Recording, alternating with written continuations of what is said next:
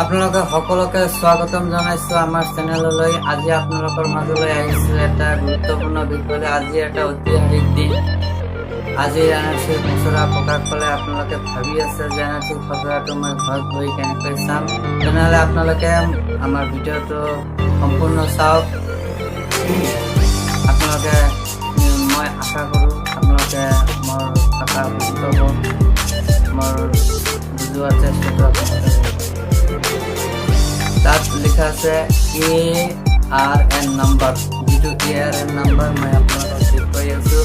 আপোনালোকে যেতিয়া এনআৰচি নথিবোৰ জমা দিছে তেতিয়া আপোনালোকৰ এনআৰচি অফিচৰ পৰা এনে এটা কাগজ দিছে, যিটো ষ্টিকাৰ, ইয়াত এটা ষ্টিকাৰ মাৰা আছে। এই ষ্টিকাৰটো এই নিজৰ নাম্বাৰবিলাকক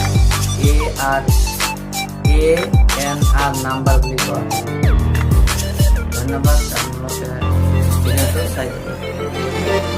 আপোনালোকে প্ৰথমে গুগলত যাওক। গুগলত গৈ nrcasam.nic.in ক্লিক কৰক। তাৰপিছত ক্লিক হিয়াৰ টু চেক ইয়ৰ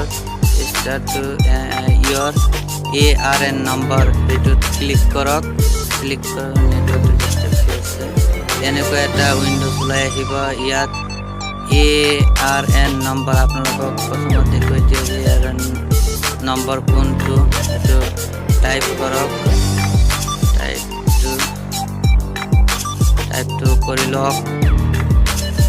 তাৰপিছত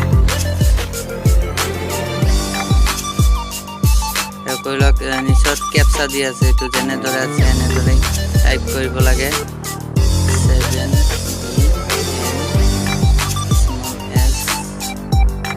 capital X ইয়াত সাৰ্চ বাটনত ক্লিক কৰক।